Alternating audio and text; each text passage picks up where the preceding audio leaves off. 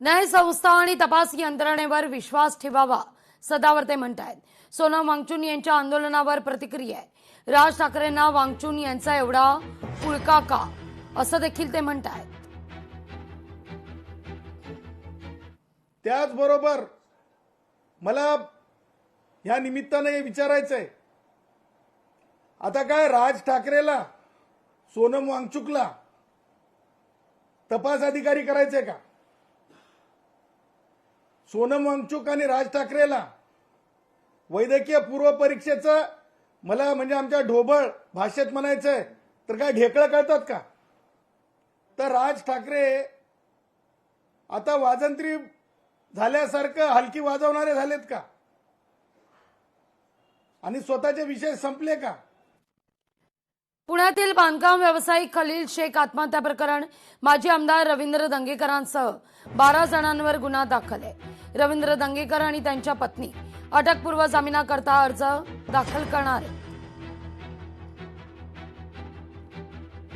एकूण 14 लोकांच्या विरुद्ध तो गुन्हा दाखल झालेला आहे. त्यामध्ये बाळासाहेब शेडगे त्यांच्या पत्नी आहेत, रवींद्र दंगेकर आणि त्यांच्या पत्नी आहेत, त्यांचे जे इतर पार्टनर आणि इतर असोसिएट्स ज्यांच्यासाठी ते काम करत होते आणि ज्यांचे पैसे थकलेले होते त्या सगळ्यांच्या विरुद्ध त्यांनी चिठ्ठीत नावं लिहिलेली होती आणि त्याच्या आधारे, त्या सुसाईड नोटच्या आधारे हा गुन्हा दाखल केलेला आहे.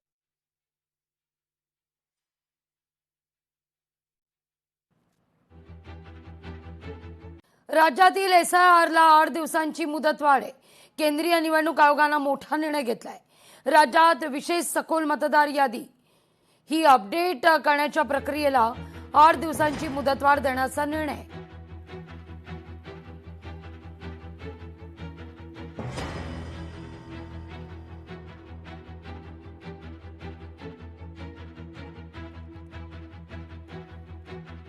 पश्चिम विदर्भातील शेतकरी आत्महत्या सत्र सुरूच आहे.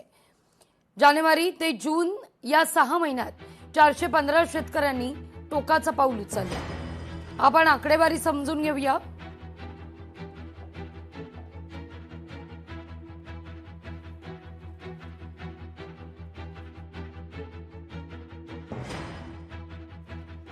यवतमाळ जिल्ह्यात 128 शेतकऱ्यांनी टोकाचं पाऊल उचललंय.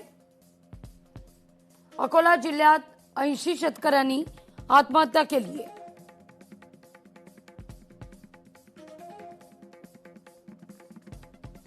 अमरावतीत 76 शेतकऱ्यांनी तर बुलढाण्यात 69 शेतकऱ्यांनी आत्महत्या केली आहे.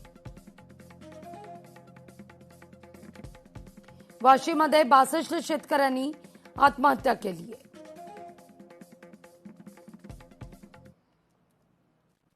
शेतकऱ्यांनी आत्महत्या करू नये, कारण संवेदनशील सरकार आहे. म्हणजे मागच्या वेळेला गारपीट किंवा अतिवृष्टी जेव्हा झाली त्यावेळेलाही निकष ओलांडून सुद्धा माननीय मुख्यमंत्री देवेंद्रजी फडणवीस यांनी अतिशय चांगल्या तऱ्हेनं मदत केली. आता संपूर्णतः कर्जमाफी सुद्धा केली. साधारणतः 40,000 कोटी रुपयाची कर्जमाफी आहे, ज्यामध्ये 56 लाख शेतकऱ्यांना त्याचा लाभ होणार आहे. लोकशाही मराठी ऐका, पहा, जागरूक रहा.